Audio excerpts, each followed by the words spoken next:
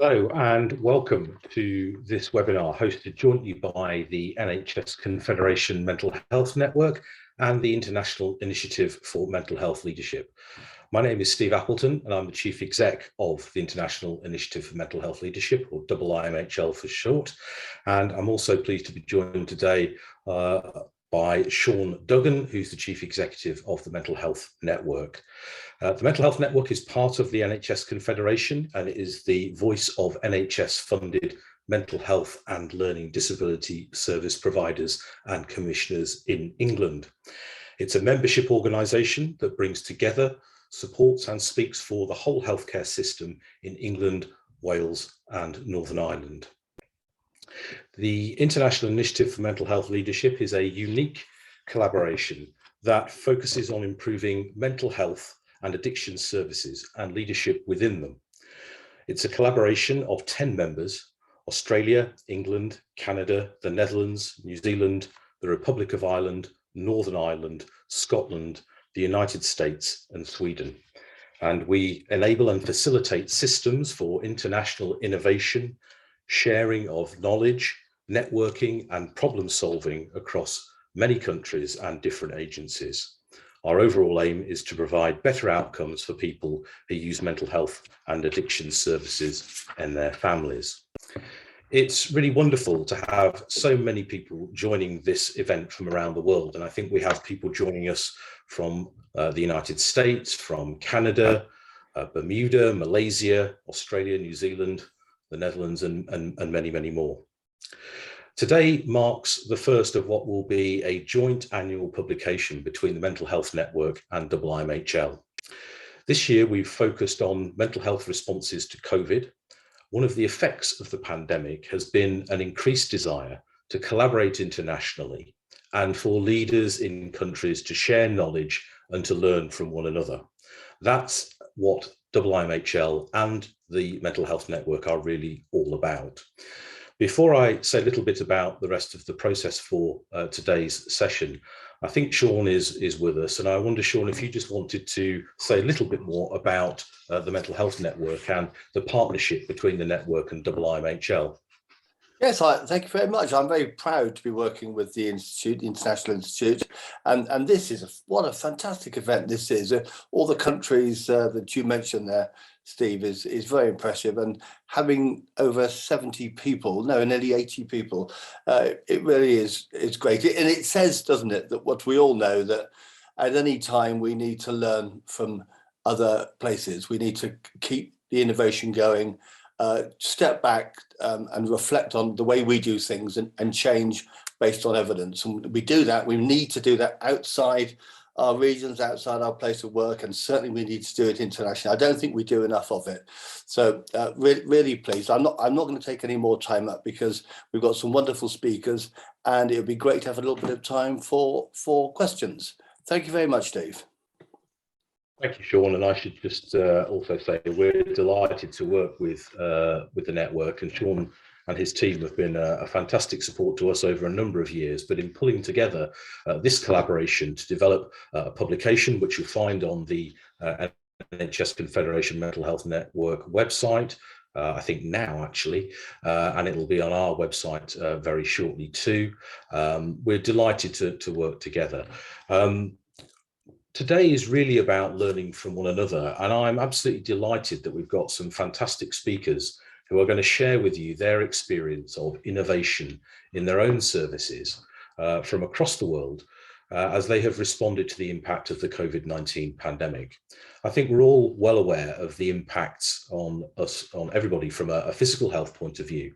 The mental health impacts of this pandemic have been significant worldwide. And I think what we're going to hear about today is innovation and how people have responded differently and in innovative ways to tackle the impact on mental health of the pandemic. And these are lessons that we can all learn from and will take forward, both as the pandemic hopefully begins to subside, to think about how we do things differently and reimagine the ways in which we work together. And as I said earlier on, the whole purpose is about sharing knowledge and information. So I encourage you to connect with one another in the chat, and hopefully you'll begin to develop some relationships which you might take forward beyond today's session. There'll be an opportunity at the end to pose some questions to our speakers. We'll try and leave around about 10 or 15 minutes for that. If you have questions, please do post them in the chat, or when we get to the Q&A session, please just raise your hand and we'll attempt to spot the hands. I can't see everybody that's on the call, but we'll do our best. So I think in order to make sure that we try and keep to time, I will move us straight into presentations. I'm very pleased to welcome Dr. Maria Gagan, who is a consultant counselling psychologist and the service lead for the Here For You service, which was launched in January 2021. It's a national health service which provides psychological support for NHS and social care staff across Surrey and North East Hampshire, which, for those of you who are not familiar, are areas in the southeast of England. Maria has over 20 years experience of working within adult mental health services, most of that time within the Surrey and Borders National Health Service Trust, and she has a particular clinical interest in trauma, as well as how organisational culture impacts staff well-being. She's also been joined in this work by Professor Helen Rostill, the Deputy Chief Executive and Executive Director of Therapies at Surrey and Borders Partnership NHS Foundation Trust. I think Helen is going to join later on, and so I'm going to hand over to Maria to make her presentation. Thank you very much, Steve, for that introduction. And I'm absolutely delighted to be here today at this launch event and to share with you some of the work that we have been doing. So I'm hoping that you can see my slides okay. Brilliant, thank you.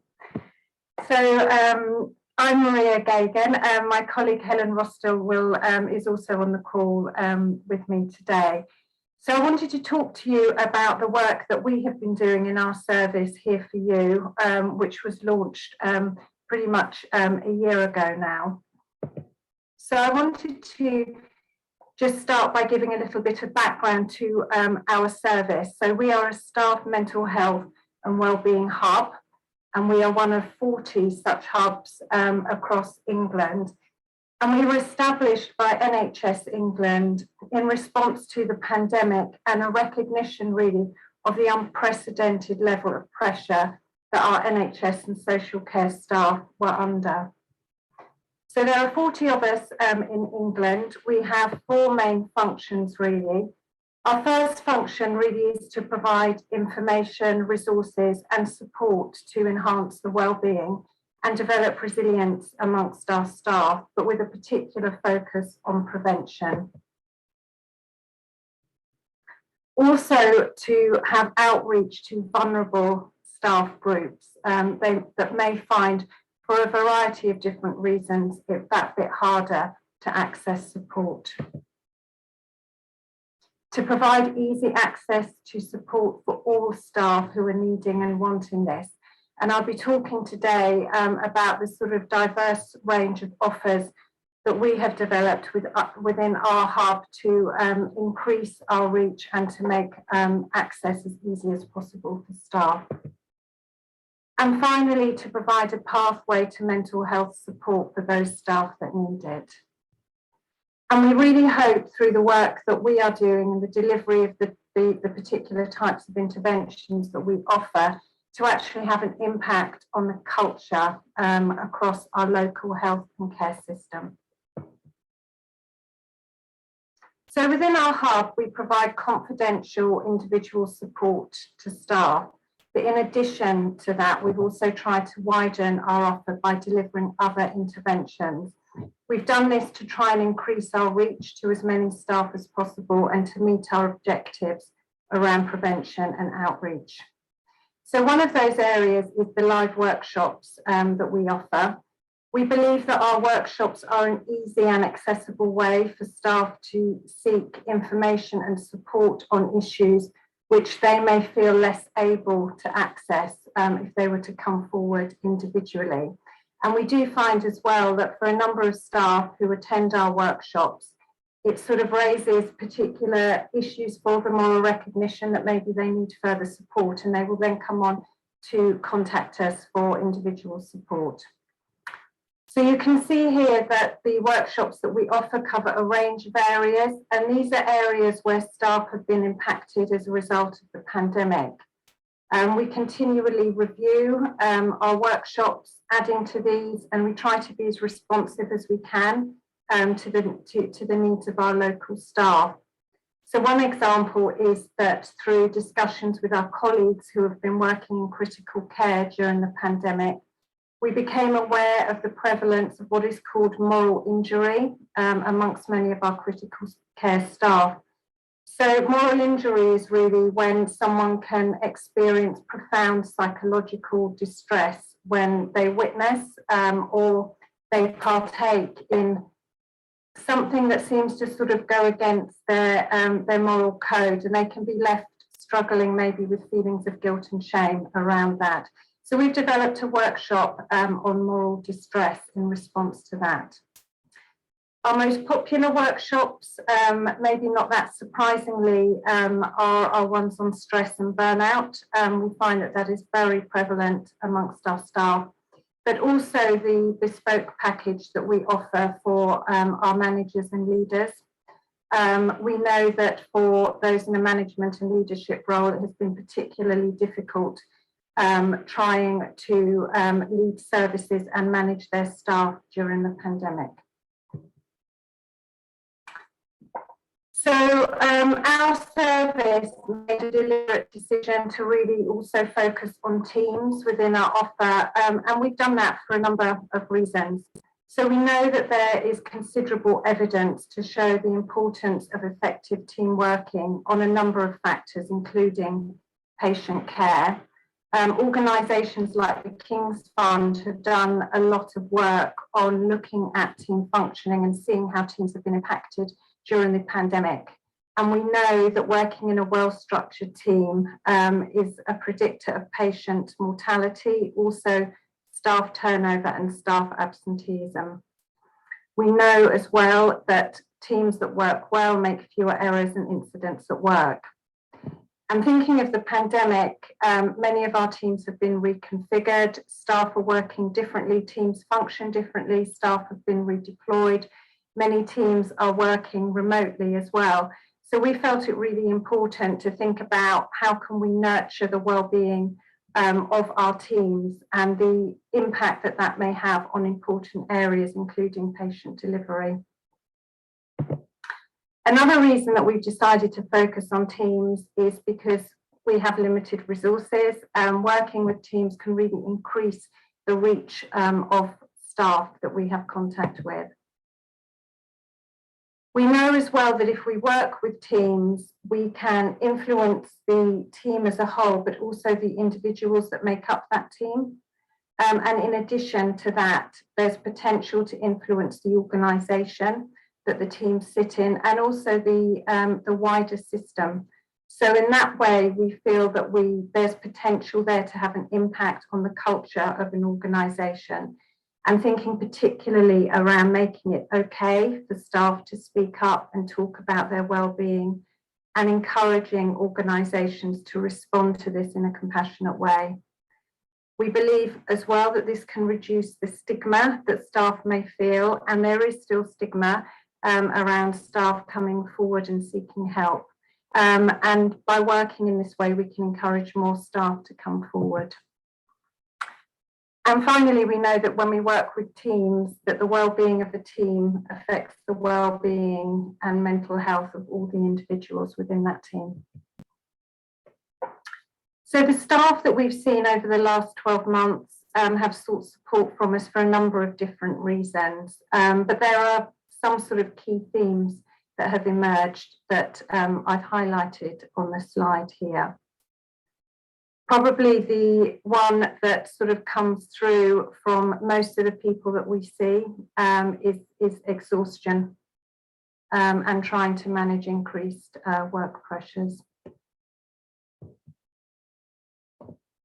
So the chart here highlights the breakdown in terms of all the staff that we have seen during the 12 months that we have been operational. So you'll see that most of the staff, or 44% of the staff that we have seen, we've had contact with through our work with teams. So that equates to over 1,000 staff, covering over 64 teams, and we've worked with a very broad range of teams covering GP practices, care homes.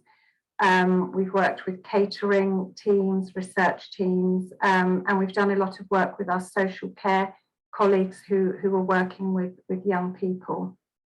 Our live workshops, as you will see, are also very popular. We've seen over 900 staff that have come through from our live workshops.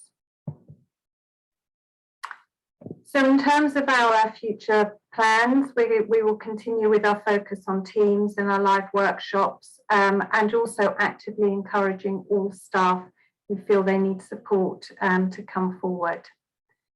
We're also wanting to further develop our train-the-trainer model because we believe that this is an effective way to cascade training and information, particularly when resources are limited. And also that teams can often respond well to training that's delivered by someone within their own service. In terms of a clinical focus, we really want to start looking more at long COVID. We know that there's a lot of emerging evidence of the considerable impact that long COVID is having on people in terms of their physical and mental well-being. And we know from research that healthcare staff are the most impacted in terms of staff groups with long COVID. And there was a report out this week actually that showed that there are 2 million work days have been lost in the NHS through staff with long COVID. So we feel this is an area we really need to be looking at. And finally, I just wanted to end my presentation by talking a little bit about the impact, highlighting the impact of our work. And that can be seen in part from the feedback that we have had from the staff that we have been seeing, but also the impact that we're having on the wider system. And one way that we are sort of thinking about this is the increasing number of consultations that we are having with leaders and organisations locally on a range of issues around the mental health of their staff. So, for example, at the moment, I'm working with one of our acute trusts on helping them develop a protocol for their managers on best practice to support staff who are expressing suicidal thoughts. We're also leading on work across our local health and care system on bringing about changes in terms of how occupational health organisations work and bringing them to work more closely together. And we're hoping through all of this work that we're doing that we can really change how organisations respond to the needs and the well-being of their staff. So thank you for that.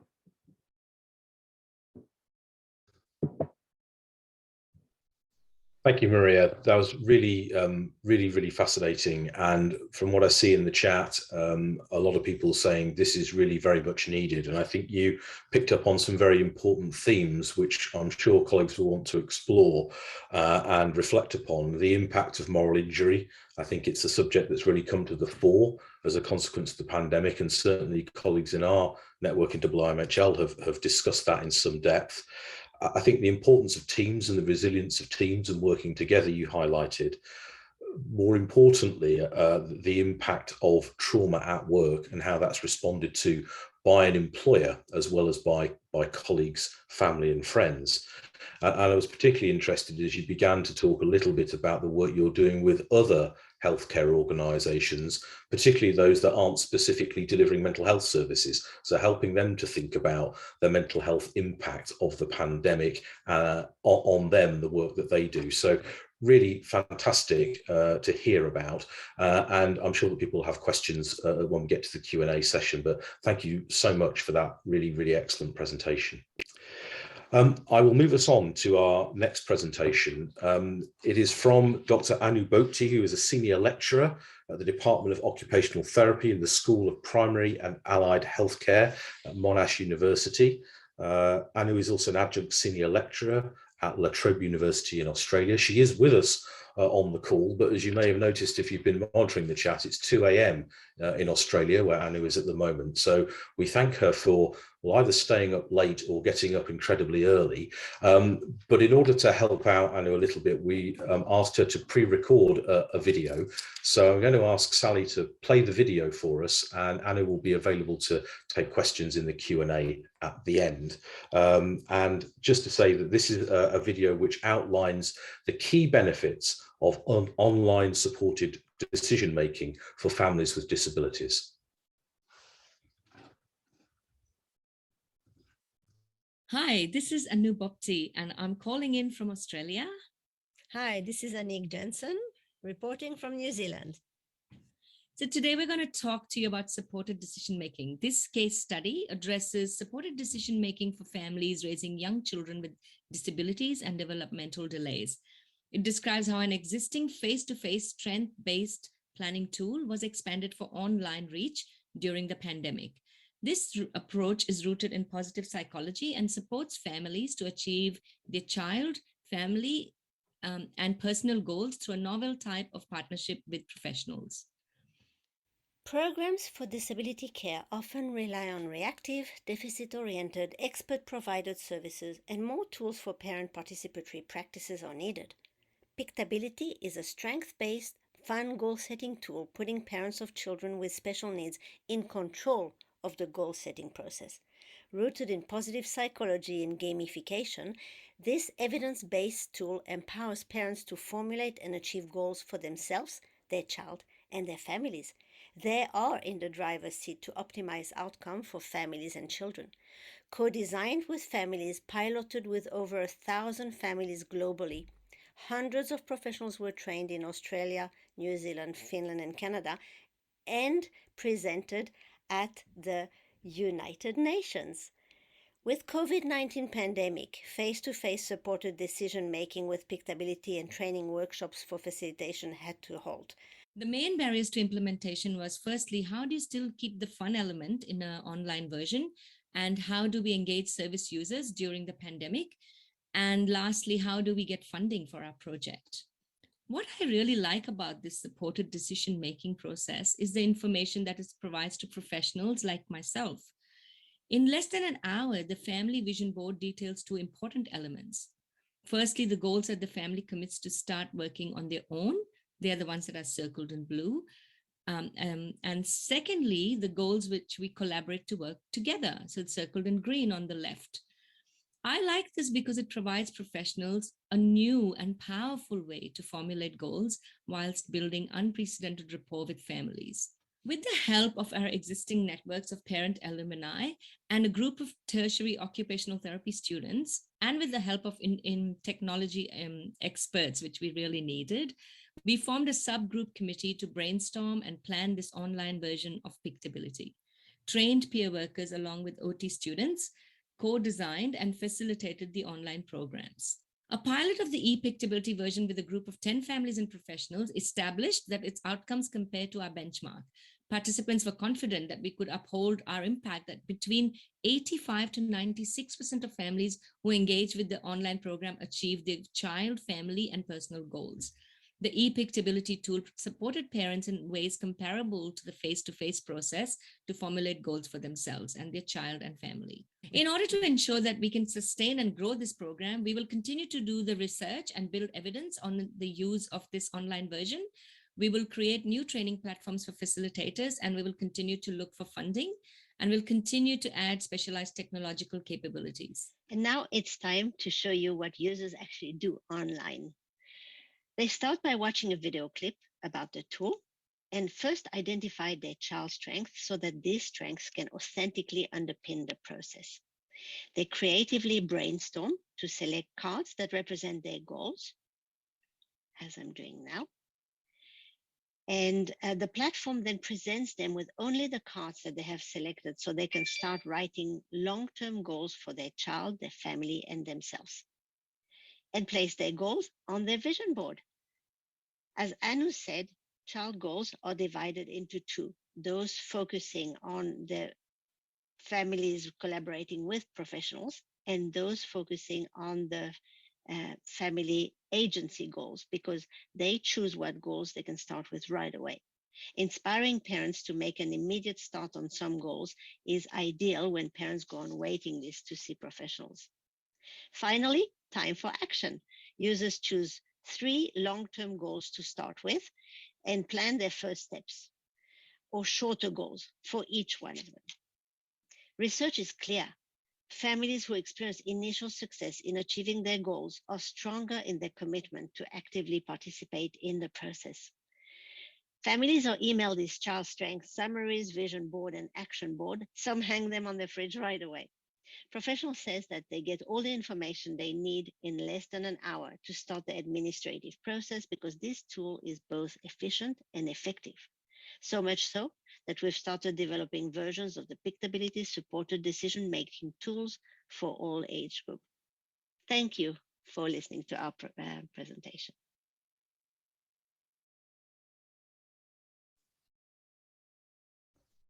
Well, it's absolutely fascinating, and I think that Anu will, I'm sure you'll get some questions at the end. I mean, I think the reflections I have are about adaptability. You know, it's forced you and your team to move this service online. Now, many services have moved online around the world, but that's not as straightforward as it may seem, and you've clearly made a success of that.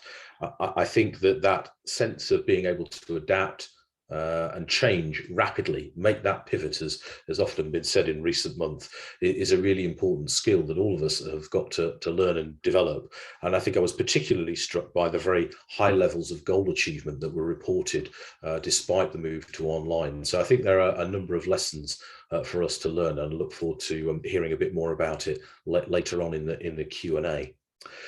We'll move on to our third speaker. I'm delighted to welcome Yanxin Zhang, who is an assistant professor at the Department of Psychological and Quantitative Foundations at the University of Iowa. And if he's still got the fantastic background up that he had when he joined the call earlier on, you'll be impressed, because the University of Iowa seems to have a fabulous campus. Really delighted that Yanxin's joining us. He's going to talk about online peer support models for families who care for children with disability. And I should also say that his research focuses on the intersection of prevention, intervention, and implementation sciences for youth mental health and multiculturalism. And he also studies behavioral statistics, cross-cultural adaptation of evidence-based practices, and psychological technology innovation. So I think we're going to learn a lot from Yanxin. So I'll hand directly over to you, Yanxin, for your presentation, and thank you for joining us. Thank you so much, Steve. I'm flattered by your introduction. And hello, everyone. Today, I'm going to introduce a multi-year, multi-continent project to use positive psychological principles to support the well-being of parents raising children with disabilities during the pandemic times. And we call it Now and Next program. Before we dive into the details, I want to acknowledge our research team, who are wonderful and from 3 continents around the world. I have to say, they are the ones who did the hard work behind the scene. I'm just a methodologist who stand on the shoulder of the giants in my team. We got Moggy, Silvana, Anik, Rachel, and Peggy, and many others. For the sake of time, I will go hyperspeed in this presentation, and we'll have to regretfully skip some details. But no worries, if you want to learn more, you can connect with us right now at the LinkedIn handle. And feel free to send us any questions anytime for resources or join us. So the agenda. I know I have 10 minutes. So let's see if I can go hyperspeed and make it through all the content before I got kicked out. The first is the problem we are facing now. The pandemic has led to a wide range of system-wide impacts on families, especially those raising children with disabilities. For example, they receive less support than pre-pandemic times. Many of them have to deal with constant feelings of social and emotional isolation. Many of them report difficulty with adjustment to the changed routines, and they show declined participation rate in support programs and increased stress across different settings. The more importantly is they there are severe disparities for families from minoritized background worldwide. So the big question we have now is how we can use an equity-focused approach to reach out to and support these families effectively during the pandemic year. So our proposed innovation is to offer these families reliable peer support networks amidst the uncertainty of the pandemic. To overcome the impact of the pandemic, we extend from established face-to-face peer support programs to virtual setting via Zoom. What's more, families of children with disabilities are key stakeholders. They know their children, they know their life. So we include them to co-produce a program, such as decision-making, planning in their lives towards the 3 overarching goals. One is empowerment. Then it's improved social network. And last but not least, is goal attainment. So now, our next big question is, can we virtualize peer support for families suffering during the pandemic? Our active ingredients, or the special sauce of our innovation, is a virtual service provision modality. As shown here, the face-to-face format of the program of Now and Next has proven effective in prior research, but can we replicate its success in the virtual way to break through the lockdown and connect families worldwide? So to implement our innovation, we devised 2 options for our parents. One is full course for length 8-week 100% virtual format support groups. The other is 4-week hybrid for those parents who need both virtual and real person connections. Certainly, as applied researchers, we foresee challenges to implement those innovations in the real world. First, it's tough to reach parents when they are feeling so insecure amidst the pandemic. We address this by launching a lot of new social media campaigns to proactively reach out to parents who are looking for help online. Second, it's difficult to engage parents online during pandemic lockdowns when children are at home or they are working from home. How many of you have the experience that you are in an important meeting, Zoom meeting, and your kiddo comes by asking for something? And we address this by collaborating with our parents to design modifications of how we engage with them. Last but not least, the money talk. How we can secure funding to provide free programs to families already struggling financially. Good news is that in Australia, for example, we successfully get some funding, and later on I will introduce you to our funding that free programs actually works sometimes better than the paid ones. Now, 2 years ago, we started an international research team as introduced in our first few slides. For this project, our team aimed to answer 3 questions here. First is, how effective is this virtual Now and Next program on parents' well-being? Second, is the virtual format of the program fare out at least equivalently to the face-to-face format? Third is, what factors actually differentiate the effect of a Now and Next program? Let's see. Here's a snapshot of our overall sample. As you can see, we have fair share of fathers joining our program. A large portion of our participants are non-English speakers, so we provide a program in their community language as well. And here is a snapshot of all the countries, our participants are from. And as you can see, they're from all 6 continents. Well, we have not recruited any penguins yet from Antarctica, but that might be the plan for the future. So here is the in-depth data breakdown for our subgroups during the pandemic. As you can see, the demographics of groups during the pandemic are very similar to the general group, although the ratio are a little lower because it's all commonly seen in service participation during the pandemic.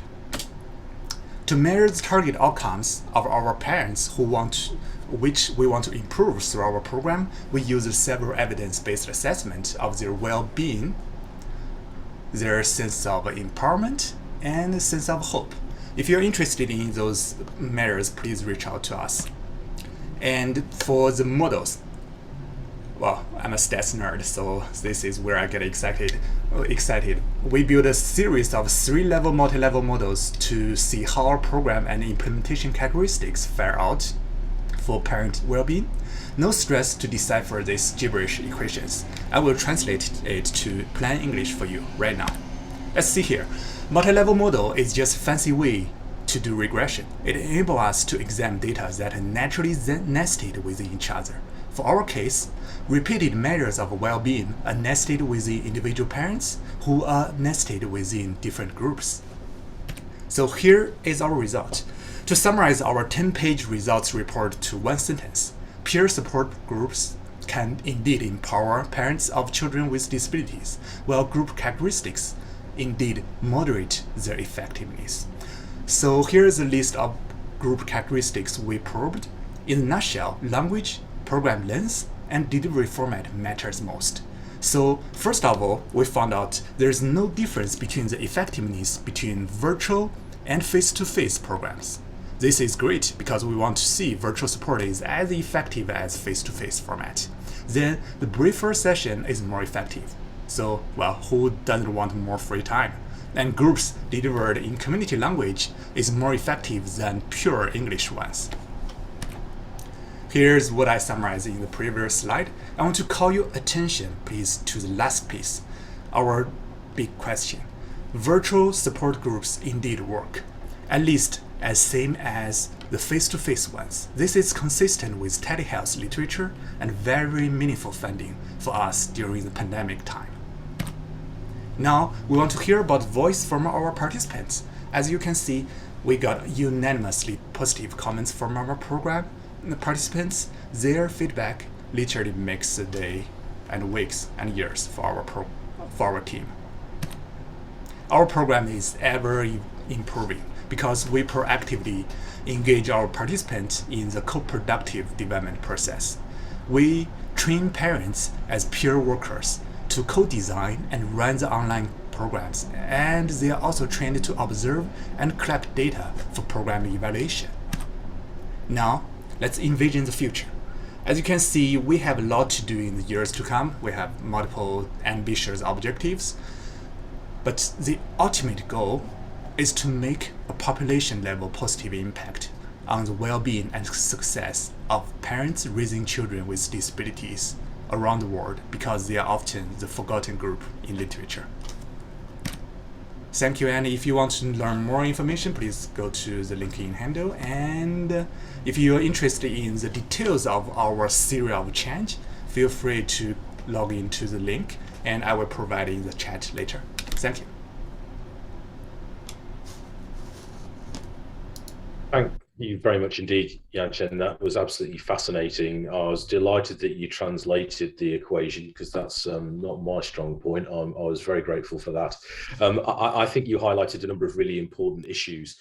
Firstly, the importance of reliable peer networks, whether they're virtual or whether they're face-to-face. You identified some of the barriers that needed to be overcome, which really seemed to me to inform the solutions that you were coming up with. So that I thought that was really important. The sense of empowerment and hope through these networks, and the importance of peer support, and the value of service user involvement. And I'm sure colleagues will want to touch on that later. I think the most striking thing was the fact that you found no difference between online peer support and face-to-face peer support, and that actually virtual methodology gives you the opportunity to reach many more people. So there's an issue of scale, which I think many people will be interested in, particularly as you think about the sorts of areas where people are working around the world, where it's much more rural, and transportation and access to face-to-face services can be particularly problematic. So really fascinating presentation, and thank you so much. On to our final presentation before we move to the Q&A. I'm delighted to introduce two colleagues from Canada, Cindy Moriarty, who's the Director General of Health Programs and Strategic Initiatives within Strategic Policy Branch at Health Canada, and Dr. Anne-Marie Churchill, who's the Executive Director of Stepped Care Solutions. And they're going to talk to us about Wellness Together Canada. That's a collaboration between Health Canada, Stepped Care Solutions, Kids Help Phone and Homewood Health, and it delivers mental health and substance use support to people across Canada. Cindy is responsible for leading Health Canada's response to mental health, which included establishing Wellness Together. She's also responsible for a number of other health system initiatives. Anne-Marie has been the Executive Director of Step Care Solutions, which is a Canadian non-profit organisation and consultancy group that aims to promote mental wellness by transforming mental health systems. And she's also a national leader in the design of innovative care models. So I think we have two fantastic experts from Canada.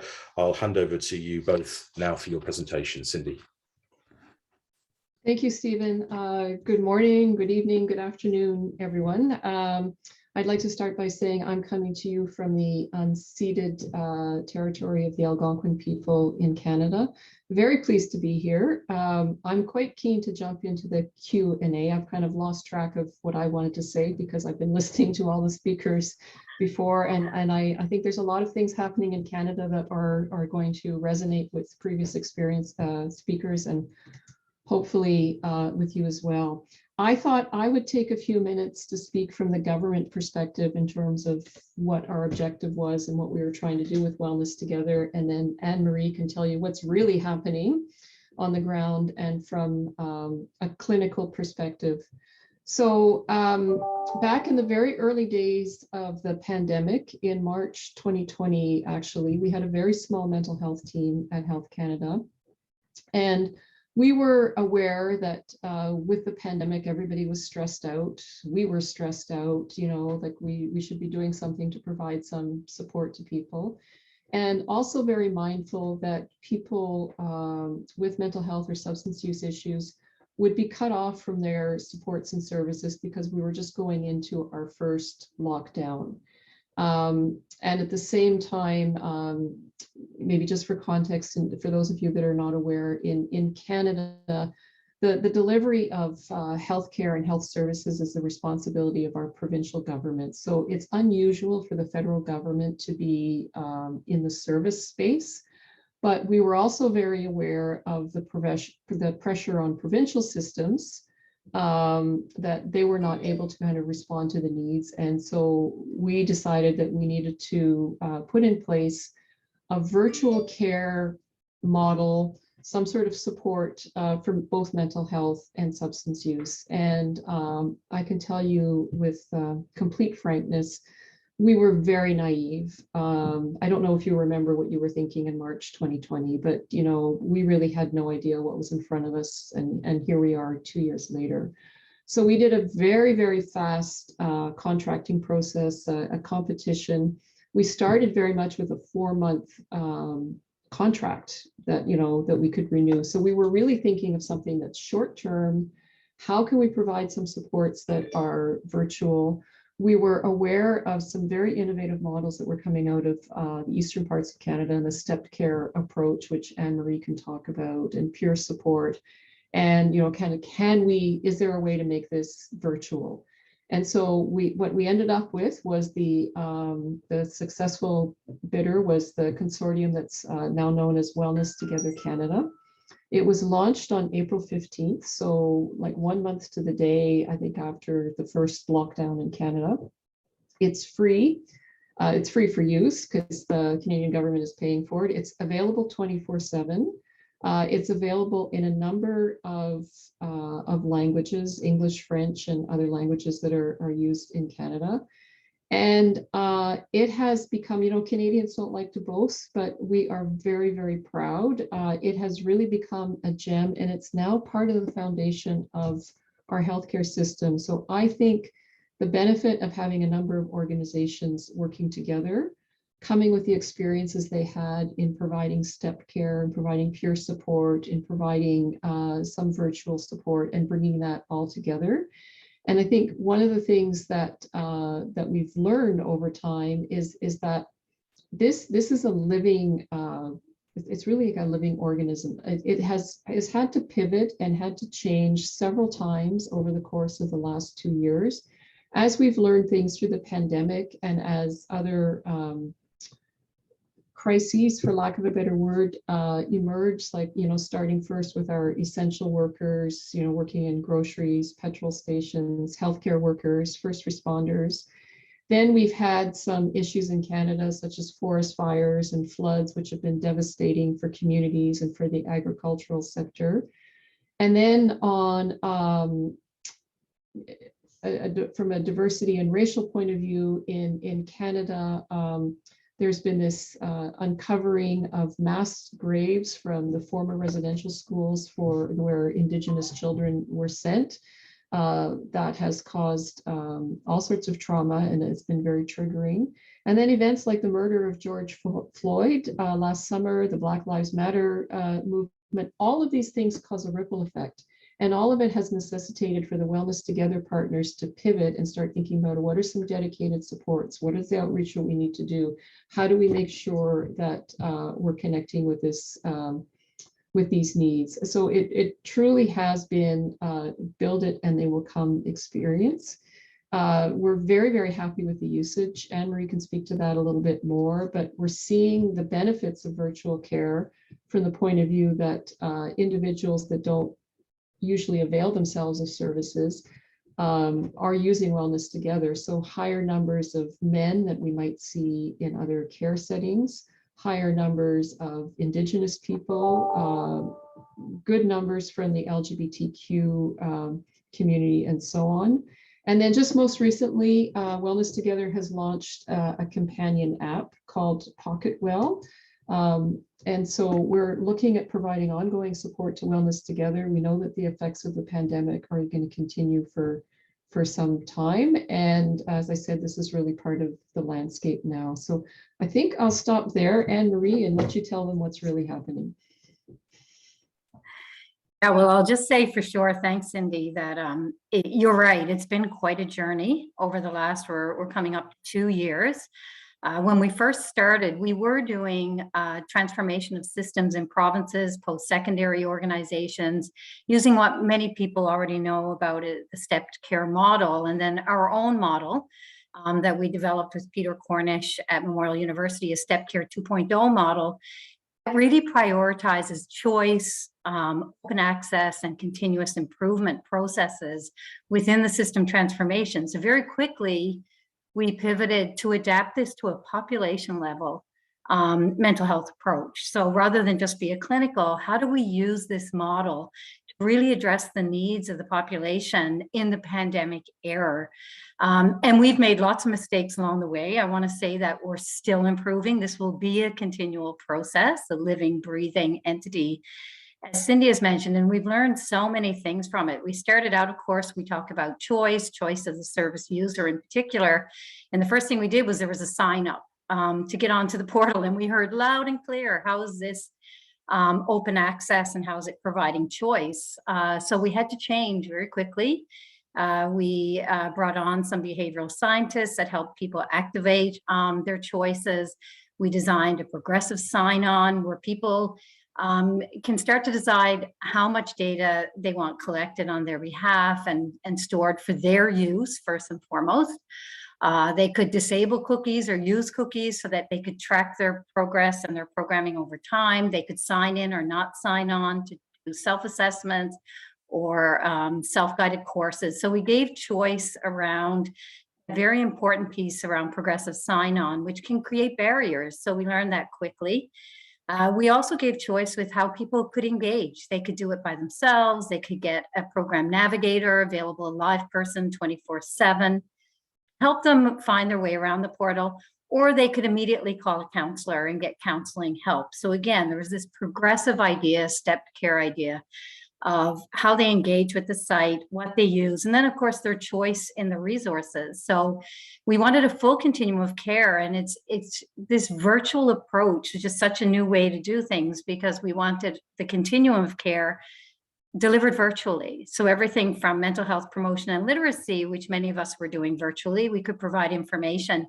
But then we also wanted the self-guided courses and the peer support for emotional support, but also for addiction support and substance use concerns. And then we wanted crisis support and we wanted individual counseling.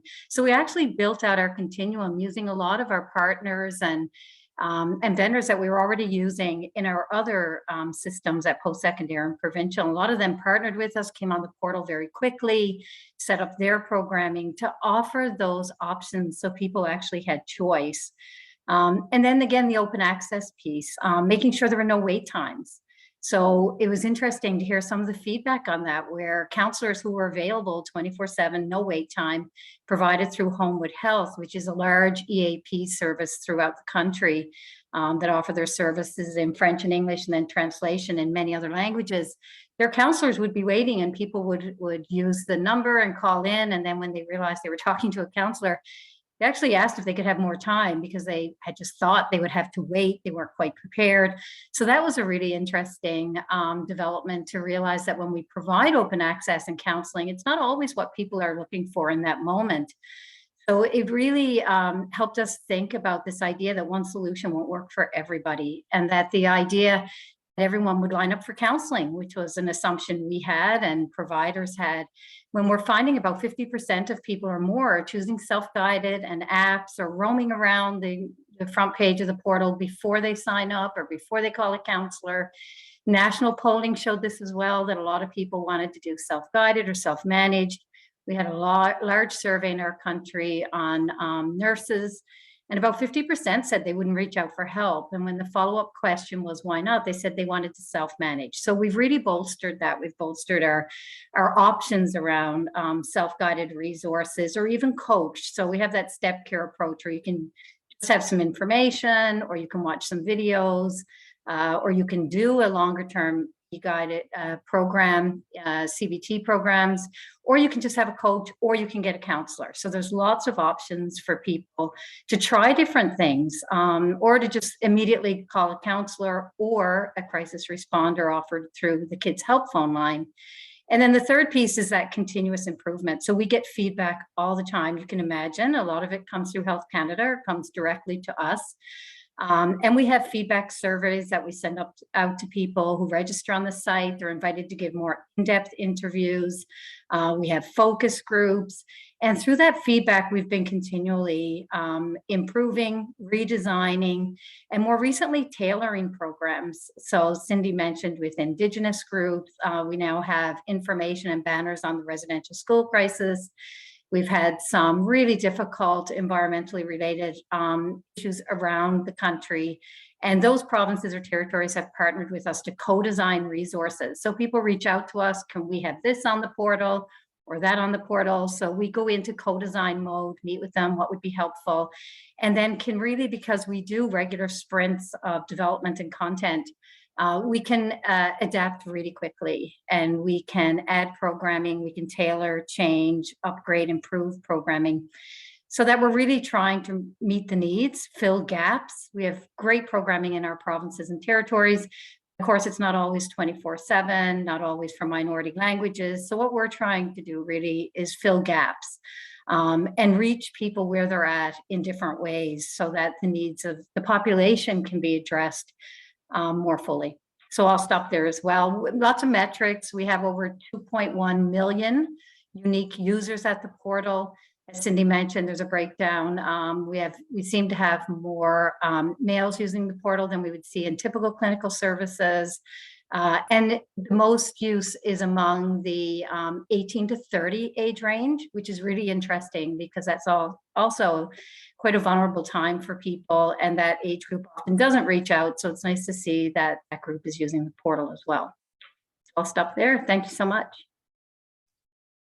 Thank you both very much indeed. Absolutely fascinating. And I was fortunate enough to know a little bit about this in advance through some of my colleagues in Canada. And it's a really fantastic innovation. I'm going to try and save some time by not summing up so much at the end of this, because I know that people will want to ask some questions. And as always, we run a little bit over time. We will keep the meeting going until we sort of get to as close to just after 4 p.m. as it is here in England for me, as we possibly can.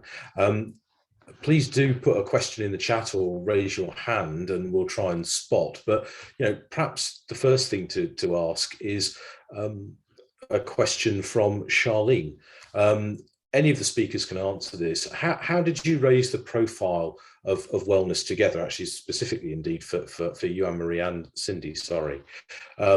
Was it attached to a universal and targeted campaign? 2.1 million users is amazing. And are you adapting the portal continuously with insights and co-production? So a question for the both of you, I think. Continuously improving, absolutely, based on the feedback. And the awareness is key. We've reached out to a lot of our partners. We do have toolkits. We have public health agencies that reach out, and they're disseminated to them. Recently, pharmacy groups across the country have asked for resources. So there's a lot of resource sharing, not so much a media campaign, but more what we call organization to organization. And then Cindy, I'm sure you have a comment. Well, I don't want to take up too much time, but I think it never hurts as well when we can slip remarks into the Prime Minister's speech or when the Health Minister is doing media. So we try and use those mechanisms as much as we can as well. I don't know, actually, if you might be interested in the next question. I know Yanshin's on the screen as well, but I think there's a question about how you've approached increasing access to services for groups that might not be able to easily access online services. We know a lot about the kind of some of the inequity in relation to digital access in many countries in the world. I just wonder what your experiences are therefore in terms of that accessibility piece. That's been a huge consideration for us. One of the things is, of course, there's a few options. So some are web-based and app-based, but also telephone-based. So we're trying to do low tech as much as we can. The other thing that we've done is talk to a number of groups and organizations around where they can have centers or hubs for people to use the portal. And so reaching out at grassroots to enable more accessibility for people who don't have technology. Some of our houseless populations in shelters. And so really helping different organizations to know about the portal and be able to reach out to their populations to let them know that they can access through them for people who don't have technology, but then also making sure as many services as possible can be accessed through a telephone. Be helpful. Yanshin, have you got any thoughts on that from your work and your research in terms of the issue of accessibility? Yes, thank you so much, Steve. That's a pressing question that's been pondering on us for years. And we know that internet access, or at least bandwidth, high-speed internet access is a very important social determinant of health. And especially for those groups from underserved population, we could not even assume they even have a device or infrastructure to access internet. So that basically cuts them out from those virtual support. And as I monitor in the chat, indeed, we can reach them through phone calls, but sometimes, their reception or signal may not even be good enough to accommodate long-time phone calls. And for our program, I would say, thanks to Dr. Anik and his team who created the program, is we provide a hybrid option, which is they can either come in person or through virtual. And Anik, are you here? I think you will be the best person to dive in depth about these thoughts. I don't know. Can you hear me? Oh, hello, everyone. Sorry, it's like 5 o'clock in New Zealand. So we provided also the possibility of people to access hybrid programs. So but of course, that was hampered by the COVID restrictions. But in some of our programs, we were in between lockdowns and in between different situations and changing environments, but we found that a hybrid way to reach people worked very effectively. When people found one way of connecting, whether it was online or whether it was face-to-face, then they engaged rapidly in the rest of the program. So that was the lockdown, the COVID special challenge that we had. But hybrid program was the best that we could do for people who did not have either devices but when we worked with schools, we found that the schools were sharing devices, giving people data access. So that was a great that happened in Australia. So yeah, for every situation, you really have to dig down and see what is the barrier here. Is Is it bandwidth? Is it money to access? Is it a device and deal with it as effectively as possible? Fantastic. Thank you both for that, and also to Anne-Marie and Cindy for their response earlier. Please do, in the moments that we have left, if you have a question, please do post it or raise your hand. I'm going to exercise chairman's prerogative in the absence of being able to see any others, and just bring Maria back into this. And Maria, your piece of work is really fascinating because it's focused on staff working directly in the service. But I wondered what your experience was of whether there was any kind of resistance to people coming forward to access the service initially, and what challenges you've had in encouraging people really to take part in that. Because sometimes raising those issues in the workplace, particularly in a mental health trust, can be particularly difficult. Yes, that's a really good point, Steve. So it is a challenge, it's an ongoing challenge. So we work with a wide range of staff working in a number of different hospitals and organisations, and also staff working in care homes. There is a lot of stigma around staff coming forward for help. That's why we try and do a lot of work with managers and leaders, because we feel they're in a very influential position to be able to actively encourage staff coming forward. And we've done events like stakeholder events where senior managers have been quite open and talked a bit about their own difficulties and their own struggles. And that's had quite a powerful effect in terms of shaping the culture and kind of making people feel it's okay to come forward.